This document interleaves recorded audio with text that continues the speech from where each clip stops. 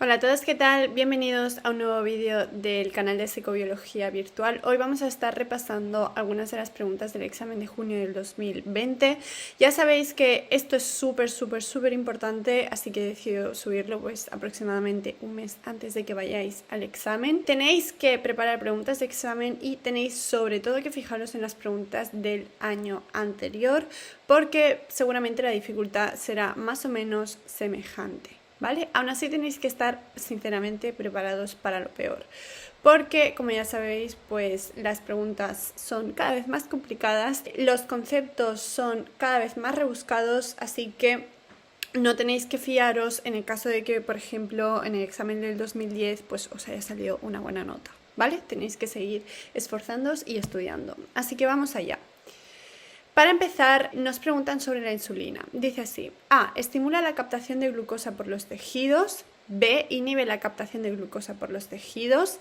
C. No contribuye a que el nivel de glucosa en sangre sea el adecuado. Y D. Se libera como consecuencia de la disminución de los niveles de azúcar en sangre. Os recomiendo que paréis el vídeo y penséis siempre la respuesta antes de ver las correcciones. Para empezar, vamos a ver algunas técnicas tipo test súper importantes, porque como vamos a ver, prácticamente nos permite acertar la pregunta sin haber estudiado demasiado. Entonces, fijaros, en todas las opciones nos preguntan sobre la glucosa, ¿vale? Nos relacionan la insulina con la glucosa, me da igual si para arriba o para abajo, pero es que en la opción C nos dice: no contribuye a que el nivel de glucosa en sangre sea el adecuado. A ver, o contribuye o no contribuye, ¿vale? Entonces, fijaros que es contraria a todo el resto.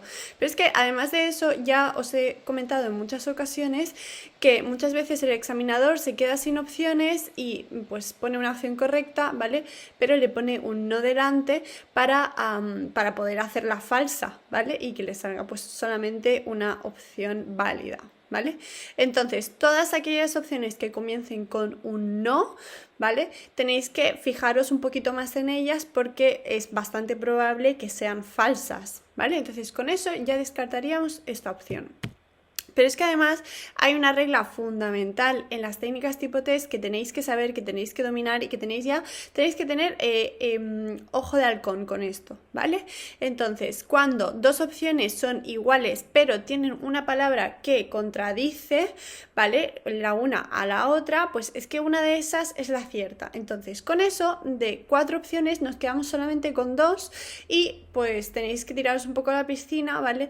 Y pensar pues si os suena más una o si os suena más la otra. Pero con eso fijaros que prácticamente de 4 opciones pues nos quedamos con el 50% y luego tenemos pues un 50% de probabilidades de acertar, lo cual es mucho, ¿vale? Entonces, en este caso, ¿estimula la captación de glucosa por los tejidos o inhibe la captación de glucosa por los tejidos? Fijaros que es exactamente la misma frase y solamente cambia una palabra, ¿vale? Por lo tanto, una, os lo aseguro, una tiene que ser la cierta, ¿vale? Y efectivamente la insulina estimula la captación de glucosa por los tejidos. Vamos a repasar un poquito sobre esto. Para empezar, quiero que recordéis que tenemos un órgano que se denomina páncreas, ¿vale? Este órgano lo soléis dejar un poquito de lado a la hora de estudiar, no sé por qué, así que os recomiendo que lo repaséis, ¿vale?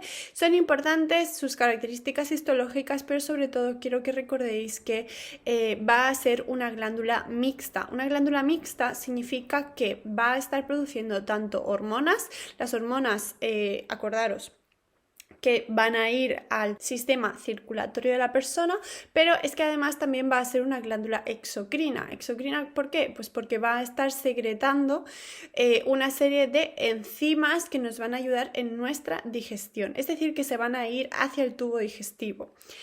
Se define como glándula exocrina toda aquella que secreta sustancias que van a salir del cuerpo, ¿vale? Se van hacia el exterior, no hacia el interior. Y muchas veces confundís eso porque me preguntáis: Isabela, ya, pero es que si se va hacia mi sistema digestivo, se va hacia mi interior, no hacia mi exterior. No lo tenéis que entender así. Todo lo que va a formar parte de nuestro sistema digestivo, o sea, todo lo que se va a ir a la luz de nuestro tubo, al final lo vamos a acabar excretando, es decir, eliminando, ¿vale? Por lo tanto, se va hacia el exterior, súper importante. De todas formas, estamos aquí para repasar la parte endocrina, es decir, la parte que va a secretar hormonas que se van a ir hacia la circulación, ¿vale? Estas hormonas son básicamente insulina y glucagón y las tenéis que dominar porque tienen funciones contrarias, ¿vale? Vamos a ver que dentro de nuestro páncreas, ¿vale? Tenemos una serie de células, como podéis ver aquí en amarillo, ¿vale? Que forman como unos conductos, ¿vale? Esto de aquí son glándulas exocrinas. Esta es la característica forma de las glándulas exocrinas. Son como unos conductos y por ahí pues se secretan sustancias, ¿vale?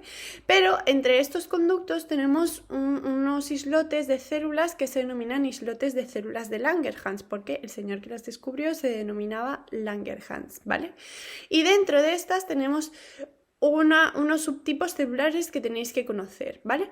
Las células beta y las células alfa. Entonces, las células beta van a secretar la insulina, ¿vale?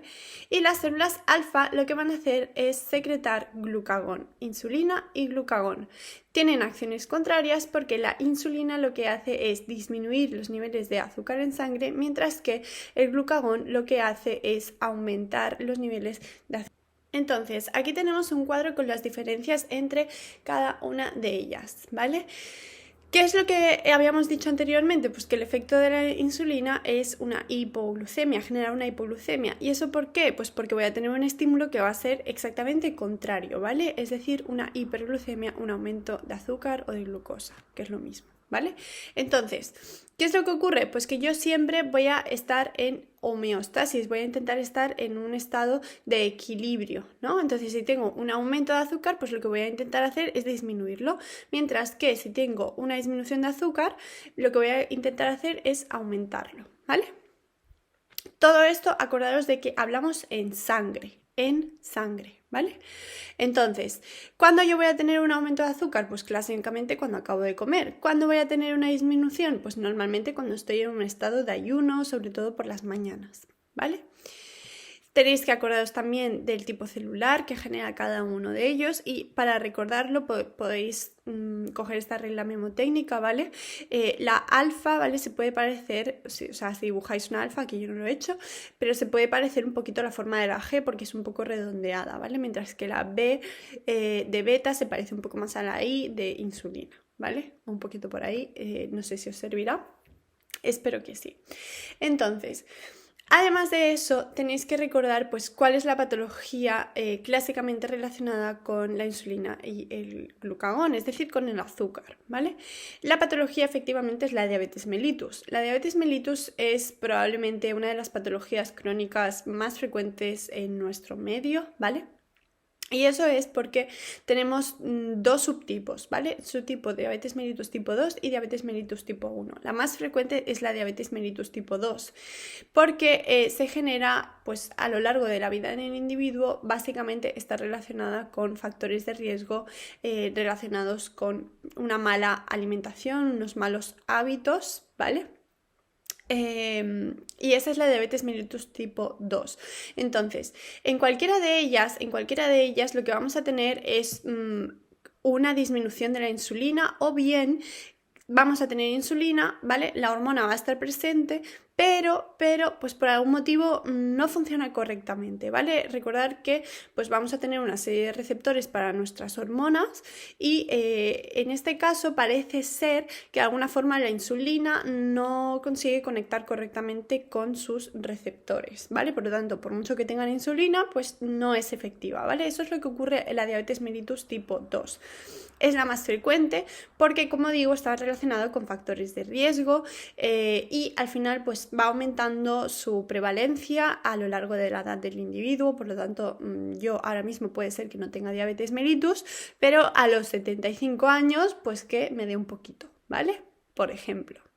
Mientras que la diabetes mellitus tipo 1 es menos frecuente porque es una enfermedad genética, ¿vale? Entonces, esa sí o sí te tiene que tocar ya desde el nacimiento, ¿vale?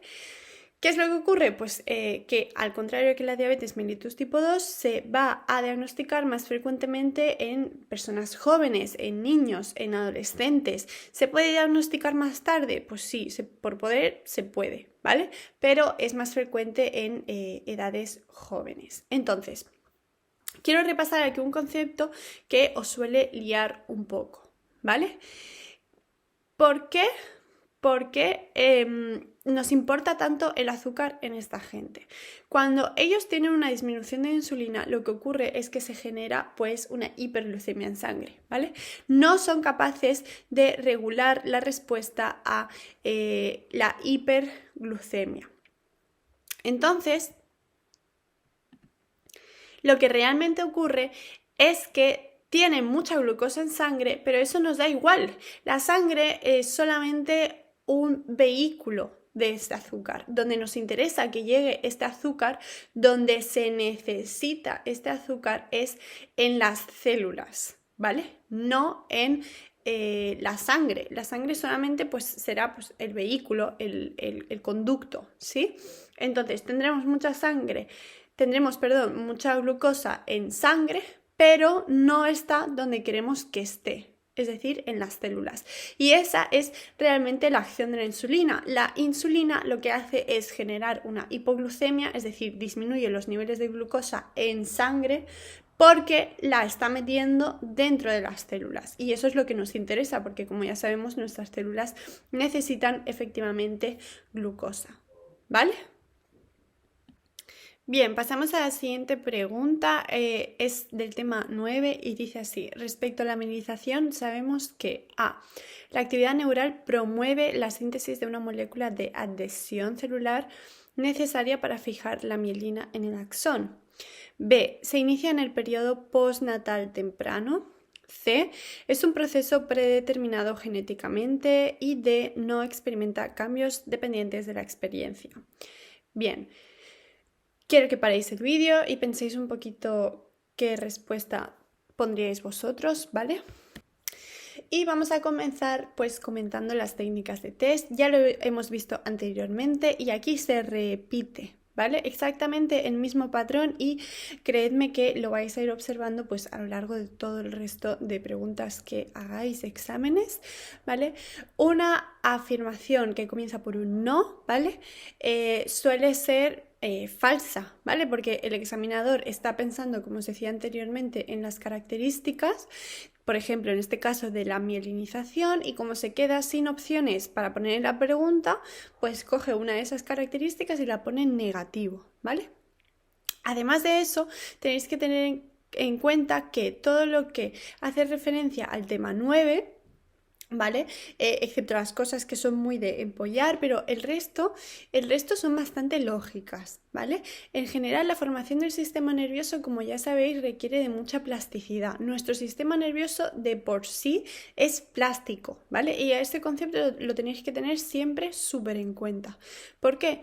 Pues porque es lo que nos permite adaptarnos al medio, ¿vale?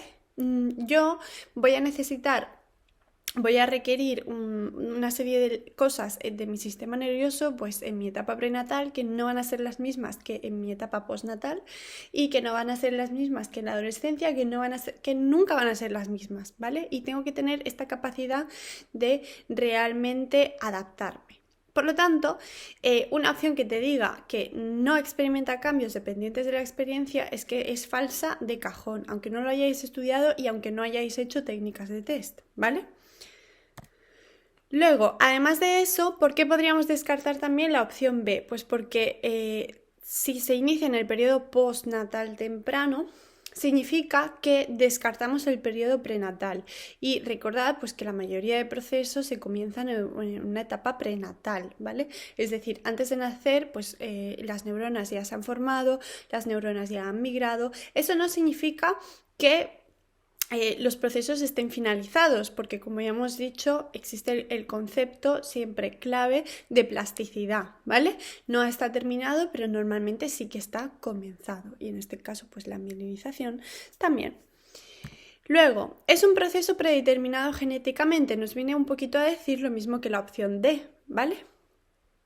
¿Por qué es falsa? Pues porque si estuviese predeterminado genéticamente, no sería plástico, ¿vale? No tendríamos la capacidad de cambiarlo, de modificarlo según nuestras experiencias, ¿vale? Por lo tanto, es una opción que también es falsa. La opción correcta, por lo tanto, es la A. La actividad neural promueve la síntesis de una molécula de adhesión celular necesaria para fijar la mielina en el axón. Esta es correcta, la podéis ir a buscar en el libro. Os recomiendo que os leáis estas últimas páginas porque son bastante amenas, son de entender, ¿vale? Y esa es un poquito la finalidad de este tema, que lo entendáis, ¿vale?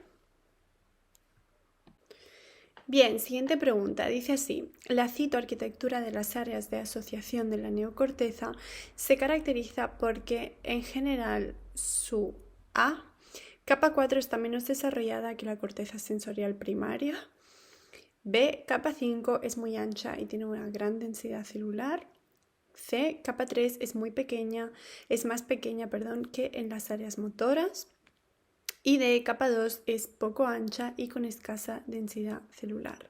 Pensamos la respuesta, paramos el vídeo y esta no os preocupéis porque es una pregunta muy complicada, ¿vale? La opción correcta es la A. La capa 4 está menos desarrollada en la motora, ¿vale?, que la corteza sensorial primaria. Entonces, no os esperéis, tenéis esta información en una pequeña figura del libro. Es una pregunta muy complicada, si se falla no pasa nada y si se acierta, pues eso que os lleváis, ¿vale? Pero de todas formas, pues vamos a utilizar la pregunta para repasar algunos conceptos. Aquí tenéis la figura, ¿vale?, que os enseñan en el libro. Entonces, esta de aquí, esta imagen 4, es en realidad una neocorteza motora, ¿vale? Mientras que la 17 es una neocorteza sensitiva. Entonces, efectivamente, lo único que os explican en esta imagen es que en la neocorteza motora tenemos una capa 4 muy finita y que incluso se llega a denominar agranular, mientras que en la sensorial tenemos una capa 4 bastante más densa. Además de eso, yo también destacaría, ¿vale?, que en la capa 5 pues tenemos estas células gigantes con forma de pirámide y por lo tanto se denominan células piramidales. Y eso pues me lleva a repasar las capas de la neocorteza. Estas sí que son importantes en general, os tenéis que saber sus nombres y algunas de sus características más importantes, ¿vale? Entonces, de externo a interno tenemos capa molecular y luego vamos a ir alternando las capas granular y piramidal, de tal forma que tenemos capa granular externa, capa piramidal externa, capa granular interna, piramidal interna y multiforme. La multiforme se denomina multiforme porque es bastante amorfa, ¿vale? Y la capa piramidal interna es la que se observa mejor, digamos, en la corteza motora, ¿vale? Fijaros aquí, vemos estas supercélulas con forma piramidal que efectivamente pues le dan nombre a la vía piramidal, por lo tanto son muy importantes, ¿vale? También se observan en la piramidal externa, pero son más pequeñitas, ¿vale? Fijaros aquí. Entonces, los nombres de estas 6 capas os las tenéis que saber, súper importante. ¿Y qué os dejo por aquí? Pues algunas imágenes para que repaséis un poquito las diferencias entre los tipos, ¿vale?, de neocorteza. Como digo, es un concepto desde mi punto de vista poco rentable, pero que ya que estamos aquí las podéis repasar, ¿vale? Os dejo esta imagen y esta. Así que continuamos. Siguiente pregunta. ¿Qué área cerebral produce prosopagnosia más claramente al lesionarse? A, el área fusiforme facial. B, la región parahipocampal. C, teo. Y D, el área corporal extraestriada. Desde mi punto de vista, esta pregunta también es bastante compleja, pero no os preocupéis porque la vamos a hacer fácil. Además, ya tenéis otros repasos sobre la vía visual. Así, la respuesta correcta es la A, el área fusiforme facial al lesionarse da prosopagnosia, ¿vale? Y Bien, entonces vamos a repasar qué son las agnosias. Este cuadro de aquí a fuego os lo tenéis que guardar, copiar, ponerlo en un post-it y ponerlo en la nevera, ¿vale? ¿Qué es lo que tenemos? 3 tipos de agnosias. Acordaos que las agnosias en general significa que yo veo correctamente, es decir, mi nervio sensitivo está bien, ¿vale? Pero tengo un problema a nivel del córtex y por lo tanto no soy capaz de interpretar correctamente la información que me está llegando, ¿vale? Entonces, interpretaciones, pues 1000 millones, ¿vale? Puedo tener problemas a la hora de ver el color, puedo tener problemas a la hora de percibir la velocidad, puedo tener problemas a la hora de percibir según qué objetos, y vamos a ir comentando cada uno de estos. El color, cuando no veo el color, se denomina acromatopsia, ¿vale? Croma de color, a de que no lo veo, ¿vale? Entonces, esto está relacionado con una lesión en el área V4 que se corresponde con el área de TEO en los humanos. Área de TEO en los humanos no hay color, ¿vale? Agnosia visual significa pues que hay alguna cosa que no la veo correctamente o que no la interpreto correctamente, ¿vale? En general, vamos a ver que tenemos aquí un montón de áreas. ¿Por qué? Pues porque ¿qué objetos yo puedo no interpretar correctamente? Cualquiera, ¿vale? Puede ser un reloj, puede ser un coche, o sea, pueden ser cosas muy pequeñas o muy grandes, pueden ser 1000 millones de cosas. Entonces, como son muy diversas y muy variadas, fijaros que aquí tenemos todas las áreas relacionadas, ¿vale? En general parece ser que un poquito más el área TE. Bueno. ¿Qué es lo importante? Pues que de las agnosias visuales os tenéis que saber 3, ¿vale? Cuando no distingo las caras, cuando no distingo los exteriores y cuando no distingo partes del cuerpo, ¿vale? Entonces, cuando no distingo las caras, yo tengo una prosopagnosia. Una prosopagnosia es que no soy capaz de reconocer caras. Yo, por ejemplo, voy por la calle y me saluda a alguien y yo no le devuelvo el saludo porque pienso, ¿y este quién es? ¿Vale? No porque no lo conozca, a lo mejor es mi padre, pero solamente viéndole la cara yo no soy capaz de reconocerlo. Necesito, por ejemplo, pues escucharlo, olerlo o alguna otra información sensitiva, ¿vale? Y eso está relacionado con una lesión del área fusiforme prosopagnosia.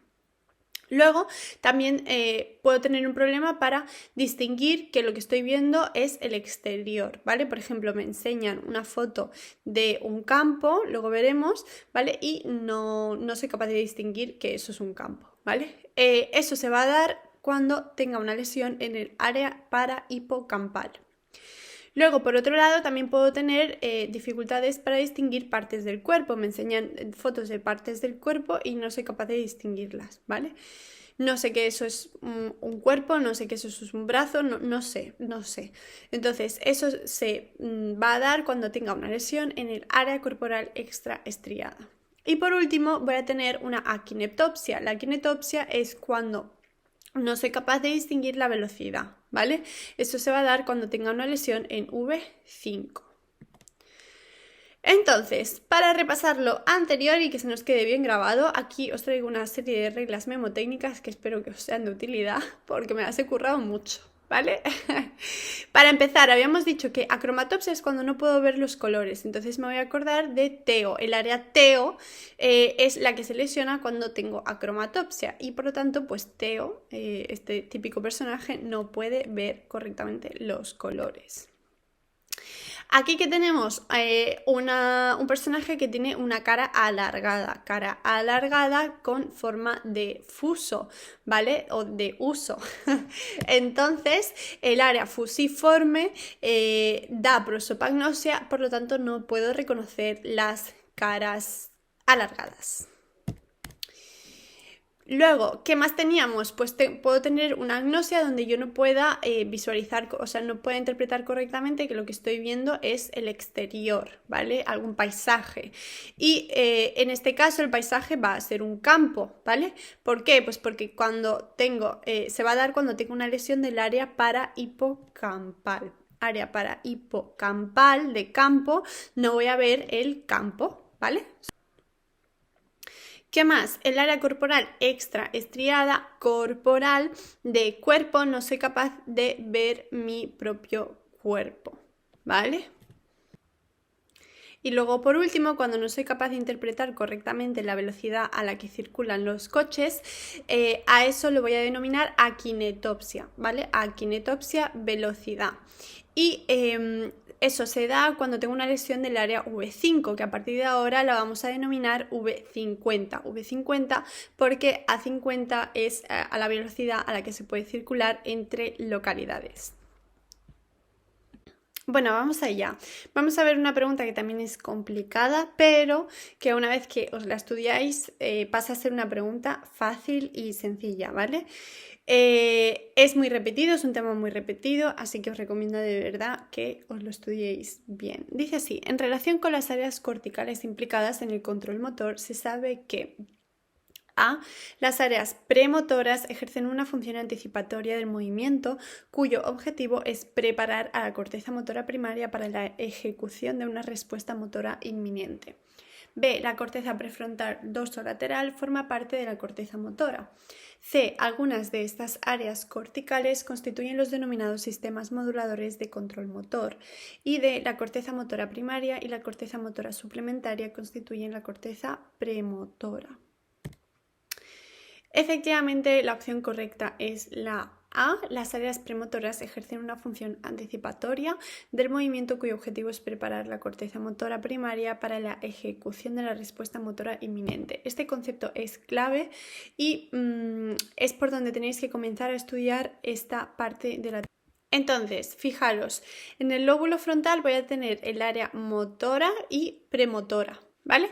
Mientras que en el lóbulo parietal voy a tener el área sensitiva. Lóbulo parietal y lóbulo frontal van a estar separados por la cisura central o de Rolando, ¿vale? Entonces, anterior a esta cisura central o de Rolando voy a tener el córtex motor primario, corteza motora primaria, que va a realizar efectivamente el movimiento.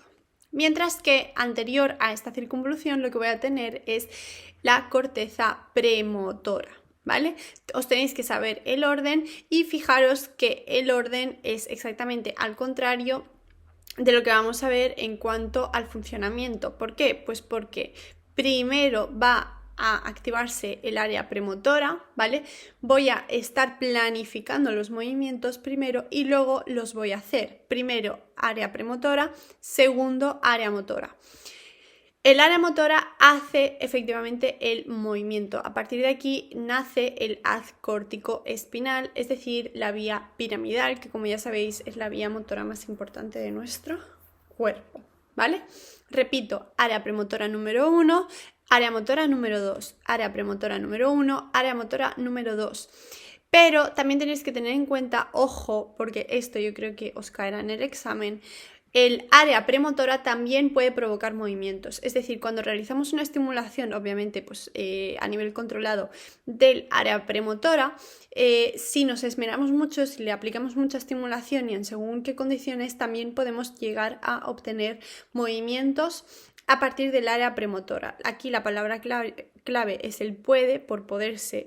Casi todo se puede, ¿vale? Pero os tenéis que acordar de esto porque os puede salir en el examen y os liáis, ¿vale? Entonces, eso es lo más importante, fijaros, es esta parte de aquí, esta última parte del esquema, área premotora, área motora primaria, área premotora, área motora primaria y a partir de aquí, movimiento. ¿Qué es lo que ocurre? Pues que yo el movimiento lo voy a ejercer en respuesta a según qué estímulos externos. Por ejemplo, tengo hambre, voy a extender la mano a por mis galletas, ¿vale? O siento el olor de café y por lo tanto me apetece y me voy a levantar a hacerme uno. Por ejemplo, ¿vale? Entonces, realmente, como ya sabemos, pues el movimiento no va solo, ¿vale? Sino que va a estar todo integrado en nuestro cerebro. Por lo tanto, vamos a tener esta vía que se comienza en las áreas sensoriales primarias, ¿vale? Bien sea somatosensorial, visual o audiovestibular. Y luego voy a tener unas áreas de asociación que van a asociar, ¿qué? Pues la parte sensitiva con la parte motora, ¿vale? Y aquí tengo la parietal posterior, la prefrontal y la dorsolateral. Y luego ya comienzo el área, o sea, la vía motora propiamente dicha, que se comienza, como ya hemos dicho, número 1, área premotora, número 2, área motora primaria. Así pues, os tenéis que saber los nombres y las funciones en general. Ya las hemos estado comentando, ¿vale? Fijaros, área motora, ¿dónde va a estar? Pues en el lóbulo frontal, ¿sí? área motora, lóbulo frontal. ¿Y qué es lo que tenemos? Pues el área premotora número 1, área motora número 2, ¿vale? Así pues, las áreas premotoras se subdividen a su vez en corteza premotora y área motora suplementaria. Corteza premotora lo que va a hacer es una planificación o programación de los movimientos, ¿vale? Sobre todo desencadenados por estímulos externos. Mientras que el área motora suplementaria es suplementaria porque se dedica a la coordinación bimanual, ¿vale? Estas dos os las tenéis que saber y sus funciones también, porque el año pasado también os preguntaron bastante específicamente sobre esto. Luego, ¿qué es lo que tenemos? El área motora primaria, que es la que propiamente va a dar lugar al movimiento, por lo tanto, esta fácil. Luego, ¿qué es lo que habíamos visto? Pues que también tenemos unas áreas de asociación. Estas áreas de asociación asocian ¿qué? Pues la parte sensitiva y la parte motora, ya lo hemos visto, ¿vale? Y os las tenéis que saber, corteza parietal posterior y corteza prefrontal dorsolateral. Entonces, la parietal posterior aporta claves sensoriales, ¿vale? Y motivacionales. Esto de la motivación es lo que os va a salir, ¿vale? Motivación, corteza parietal posterior. Mientras que la prefrontal dorsolateral lo que va a hacer es seleccionar una estrategia, ¿vale? Y va a tomar la decisión de iniciar el movimiento. Estrategia y decisión, corteza prefrontal dorsolateral. Mientras que sensitivo y motivación, corteza parietal posterior, ¿vale? Y con eso pues respondemos a la pregunta. Bueno, pasamos a la siguiente pregunta, también relacionada con motor. Dice así: la contracción muscular que da origen al movimiento A es provocada por la estimulación de motoneuronas del tronco del encéfalo y de la médula espinal.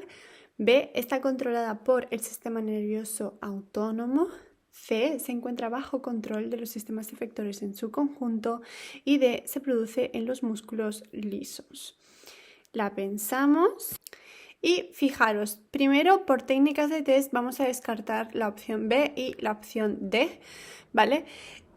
Porque hablan exactamente de lo mismo. El músculo liso está inervado en realidad por el sistema nervioso autónomo, ¿vale? Y eso no es el movimiento. Por lo tanto, dos opciones que dicen lo mismo. Si alguna de las dos fuese cierta, la pregunta sería impugnable, ¿vale?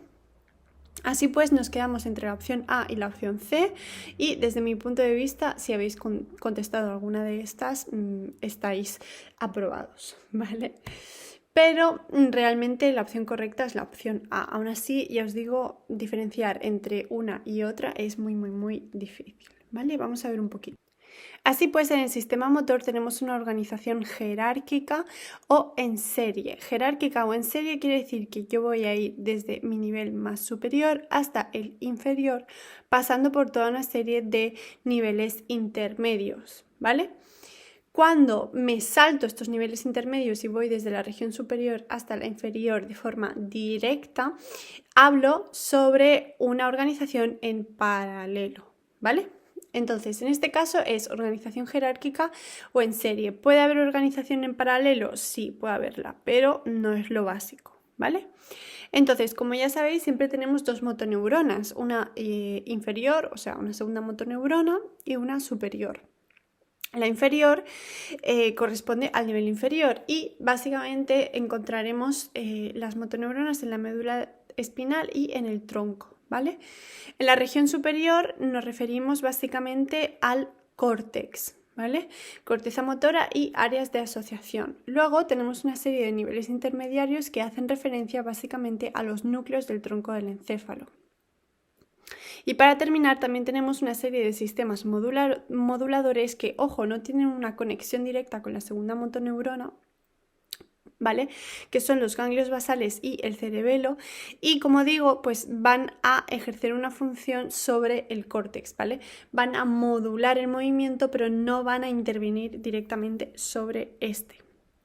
Así que yo considero que por eso daban por falsa la opción C y daban por cierta la opción A, aunque de todas formas, como digo, me parece bastante compleja la pregunta porque no es para nada específica, ¿vale? Continuamos con preguntas de inmunología. El año pasado insistieron bastante, si no bastante mucho, muy mucho, en las citosinas. Así que tenéis un vídeo largo y tendido sobre las citosinas y con correcciones de otros ejercicios sobre ellas, ¿vale? En el canal de Patreon. Por lo tanto, mis alumnos en este sentido ya están bien preparados. Además, ya os avisé de que iban a haber preguntas tipo esta y aquí está. ¿Vale? La vía celular mediante la cual la información transmitida por las citosinas alcanza el sistema nervioso central está mediado por A, la microglía, B, los linfocitos B, C, la glía radial y D, la oligodendroglía. Esta pregunta hay que sabérsela, no podemos sacarla por técnicas test. Y la opción correcta es efectivamente la microglía. Así, lo que tenemos que tener en cuenta es que las citosinas son unas moléculas muy grandes, y no esperamos a priori que pasen la barrera hematoencefálica unas moléculas tan grandes. Sin embargo, pues como ya sabéis, las citosinas están hasta en la sopa, ¿vale? Entonces, ¿cómo atraviesan la barrera hematoencefálica? De tres formas. Tenemos una vía humoral, una vía neural y una vía celular. Hay que sabérselas, las características de cada uno, aparte de las funciones de las citosinas, ¿vale?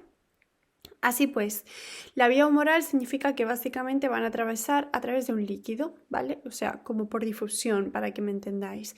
Y es que acordaros que tenemos en nuestra barrera hematoencefálica no es homogénea, ¿vale? Sino que tenemos algunas zonas, sobre todo las zonas periventriculares, es decir, al lado de los ventrículos, pues esta barrera hematoencefálica es un poquito más laxa, ¿vale? Entonces, a través de lo que se denomina plexo coroide y los órganos circunventriculares podrán pasar estas citosinas. Pero además, en las regiones donde la barrera hematoencefálica no sea tan laxa, se han encontrado también una serie de proteínas transportadoras, por lo cual, aunque estas moléculas no pasen, digamos, por difusión, sí que pueden hacerlo a través de unos transportadores, ¿sí? Luego también tenemos una vía neural, es decir, pasa de alguna forma a través del nervio vago, y luego también tenemos la vía celular. En la vía celular, importante, participa la microglía, que era la pregunta que teníamos ahora, ¿vale? Así que para acordarnos de esto, porque yo entiendo que son muchos nombres y es complicado, nos vamos a acordar de la corona del pequeño vago. La corona de coroide, ¿vale? Acordaros de que eso hace referencia a la barrera hematoencefálica, pequeño de microglía y vago del nervio vago, número, por favor, 10. Bien, siguiente pregunta, también de inmunología. Dice así, ¿cuál de estas divisiones del sistema nervioso participa en la regulación de la actividad del sistema inmune? A, el sistema nervioso simpático, B, el sistema nervioso parasimpático, C, el sistema nervioso somático y D, lo indicado en A y B es correcto. Vamos a comentar un poquito las opciones. Fijaros. El sistema nervioso simpático y el parasimpático son en su conjunto el sistema nervioso autónomo, ¿vale? En contraposición tenemos al sistema nervioso somático. El sistema nervioso somático nosotros lo controlamos y básicamente es el sistema sensitivo y motor, ¿vale? Mientras que el sistema nervioso autónomo no lo controlamos, por lo tanto, de alguna forma nos están haciendo diferenciar entre uno y otro. De todas formas, como ya sabéis, el sistema nervioso simpático es aquel, ¿vale?, por el que nos ponemos en un estado de alerta. Y cuando estamos en un estado de alerta, nuestras defensas también cambian, ¿vale? En un estado de alerta en general tenemos unas mejores defensas porque las estimulamos, aunque si sobrepasamos el nivel de estrés, o sea, si llegamos a un estrés excesivo, ¿sí?, podemos llegar a destruir estas defensas. Entonces, en la homeostasis está la clave, ¿vale? Pero es que además, por contra, pues está el sistema nervioso parasimpático. Entonces, como estos dos funcionan como si fuesen el yin y el yang, es como si nos estuviesen un poco preguntando lo mismo, ¿vale? ¿Por qué? Pues porque si nosotros tenemos un aumento del sistema nervioso simpático, en contraposición tendremos una disminución del sistema nervioso parasimpático, ¿vale? Mientras que si estamos más tranquilos y tenemos, no sé, una etapa de vacaciones, por ejemplo, pues estará más activo nuestro sistema nervioso parasimpático, ¿vale? Y por lo tanto, el sistema nervioso simpático, que es más estresante, disminuirá y por lo tanto nuestras defensas también van a verse repercutidas por esto. ¿Qué os quiero decir con esto? Pues que es decir lo mismo, ¿vale? La opción A y la opción B es decir prácticamente lo mismo. Entonces, efectivamente, la opción D es la correcta, ¿vale? Lo indicado en A y B es correcto. Fijaros. Primera cosa que quiero que tengáis clara, si vosotros decís, vale, mira, es que yo estaba leyendo esta pregunta y yo sabía perfectamente que el sistema nervioso simpático y el parasimpático están relacionados con el sistema inmune, pero tenía dudas del sistema nervioso somático, también podría serlo, y por eso pues no sabía contestar esta pregunta. Os entiendo, pero tenéis que trabajar un poquito más los tipo test, porque si en un tipo test la opción A y la opción B para ti son correctas, ya tienes que irte directamente a marcar la D, ¿vale? Aunque te haga sospechar o aunque te suene un poco mal la opción C, ¿sí? No tienes que dudar y tienes que marcar la opción D. Luego además, también os he comentado ya muchísimas veces en los repasos, fijaros porque en la mayoría de preguntas donde se os indica A y B es correcto o A y C es correcto o todas son correctas o todas son falsas, esas suelen ser ciertas. Lo que suele ocurrir es que el examinador ya se queda sin imaginación y dice, bueno, mira, voy a poner esto y así ya me lo quito de encima, ¿vale? Así que miradlas con ojo, no vayáis a marcarlas porque sí, pero normalmente suelen ser las correctas, ¿vale? Así pues, repasamos el sistema nervioso central junto con el vegetativo, es decir, el autónomo, y junto con el sistema endocrino estarán relacionados con el sistema inmune, ¿vale? Acordaos que en el sistema endocrino teníamos básicamente la acción de la adrenalina, mientras que en el sistema nervioso vegetativo tendríamos una acción de la noradrenalina, ¿vale? A nivel neuronal, noradrenalina, a nivel endocrino, adrenalina. Y estos están directamente relacionados con nuestro sistema inmune. Siguiente pregunta, habla sobre el desarrollo y dice así: sobre la neocorteza sabemos que A. El mayor grado de especialización morfológica de sus células piramidales se produce en los mamíferos. B. La aparición de la formación hipocampal es la adquisición filogenética cortical más reciente. C. Se caracteriza por su homogeneidad funcional y regional a pesar de la diversidad de funciones en las que se implica. Y D. Su desarrollo implicó la desaparición de la paleocorteza. La pensamos. Y efectivamente la opción correcta es la A, ¿vale?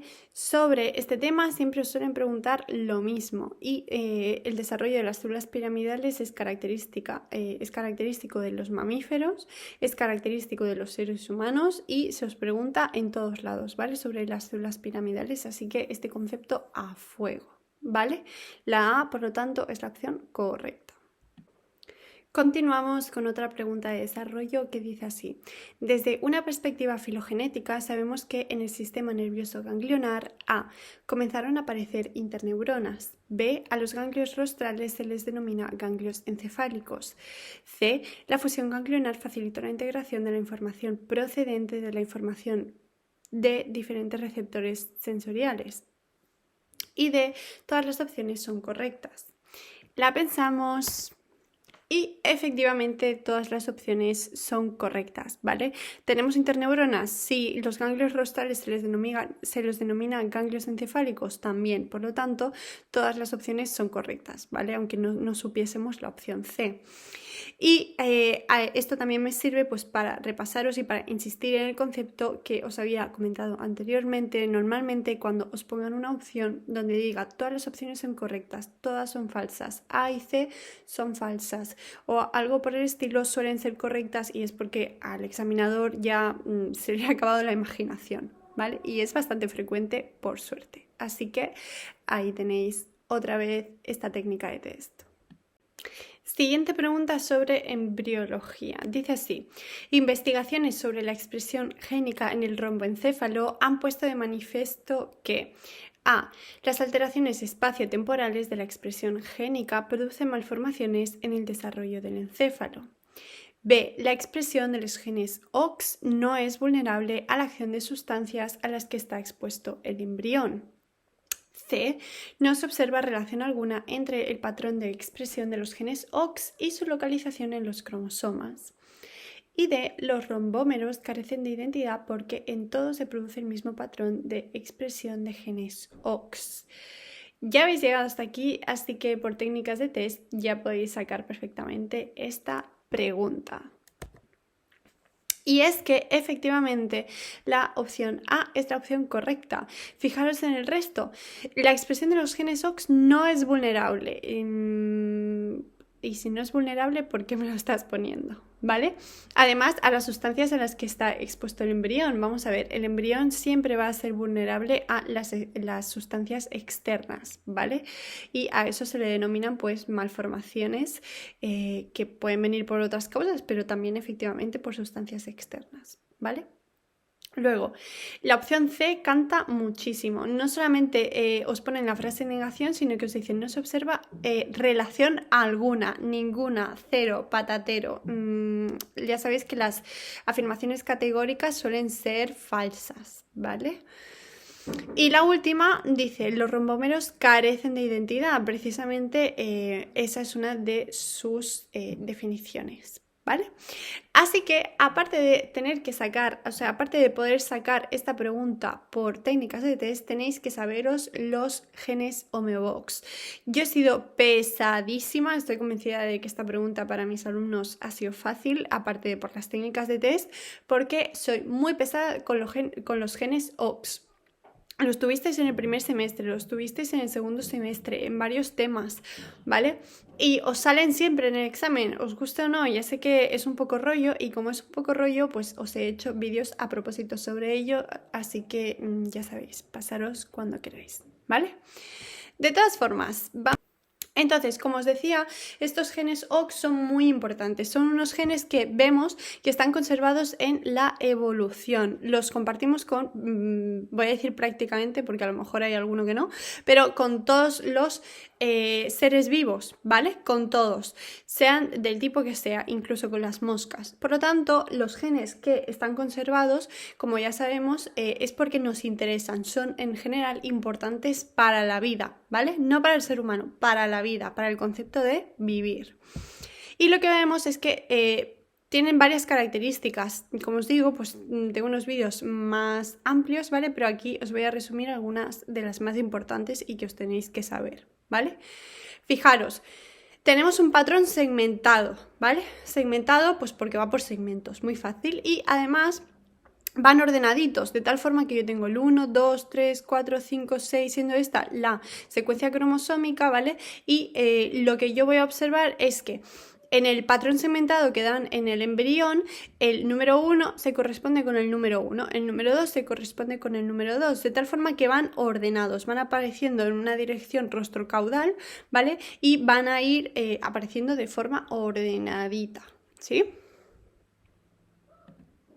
¿Y qué es lo que nos van a dar? Pues este patrón segmentado, que aquí lo vemos en colores, pero es mucho más que eso. Fijaros, en la figura 8.7 aquí, ¿vale?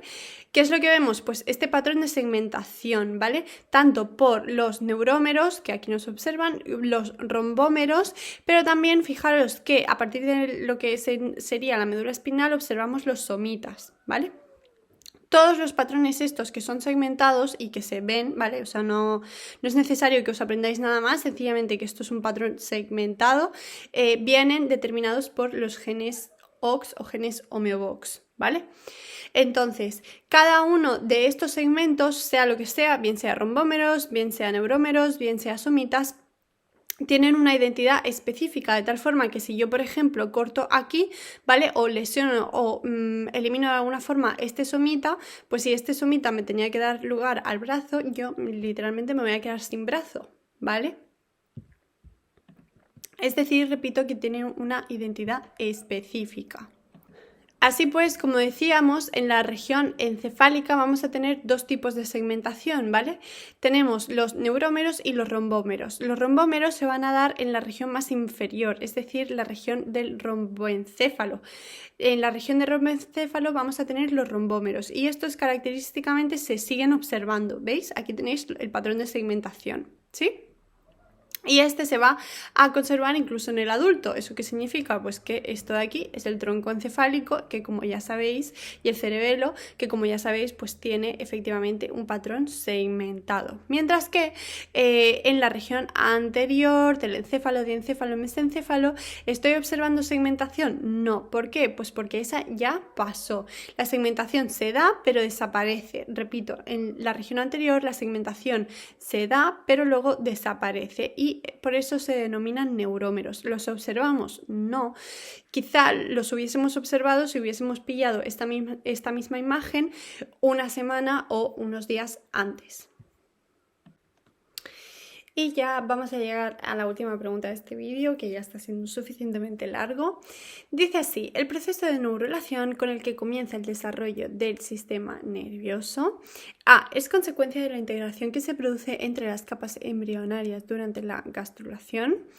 B. Todas son correctas. C. Se produce en dos fases consecutivas: inducción neural y formación del tubo y la cresta neural. D. Está dirigido inicialmente por señales procedentes del mesodermo, notocorda mesodermo, que inducen la diferenciación del neuroectodermo y promueven la formación de la placa neural. Y efectivamente todas las opciones son correctas. Como podéis ver, la norma que os había dado anteriormente se cumple para la mayoría de preguntas, ¿vale? Así que tened eso en mente. Pero luego además pues os dejaré los links, ¿vale? A los vídeos donde hablo sobre estos conceptos para que podáis repasar un poquito el proceso de neurulación y así. Pero efectivamente todas son correctas, ¿vale? El mesodermo y en concreto la notocorda, por excelencia, es un inductor neural, ¿sí? Habíamos repasado ya este concepto, lo habíamos tratado. Y básicamente eso significa pues que va a producir que el ectodermo que está encima suyo, el ectodermo que está encima de la notocorda, dé lugar a tejido neural. ¿Vale? Se produce efectivamente en dos fases consecutivas: inducción neural por la notocorda y luego la formación del tubo, ¿sí? Voy a ir generando primero, acordaros, la cresta y luego la formación del tubo. Y luego además todo esto es consecuencia de que inicialmente he tenido un proceso básico, clásico, que se os preguntará siempre, que es la gastrulación, ¿vale? La gastrulación es la formación de las tres capas embrionarias. Así que chicos, con eso terminamos por hoy, porque ya ha sido bastante denso, por mucho que no haya terminado el examen, yo creo que ya está bien. Si os habéis quedado con esta cara, no pasa nada, ¿vale? El momento de aprender, repasar y fallar es ahora. Hay gente que me dice: Isabela, es que me agobio mucho porque noto que fallo las preguntas. No pasa nada, creedme, no pasa nada. El momento de fallar es ahora. Cuando hayáis fallado un concepto 20.000 veces, os puedo asegurar que llegaréis al examen y lo haréis bien. Si existe un concepto que por lo que sea nunca lo habéis fallado, nunca lo habréis corregido y por lo tanto seguramente si en el examen os lo preguntan de alguna forma diferente lo vais a fallar, creedme. Así que no pasa nada, no os agobiéis, tenéis tiempo. Y deciros que este examen no lo he terminado de corregir hoy, ¿vale? Lo terminaré de corregir en mi canal de Patreon. Ahí además encontráis infinidad, ¿vale? De conceptos, de teoría y cualquier cosa, pues siempre os podéis poner en contacto conmigo para preguntarme, ¿vale? Así que nada, espero ver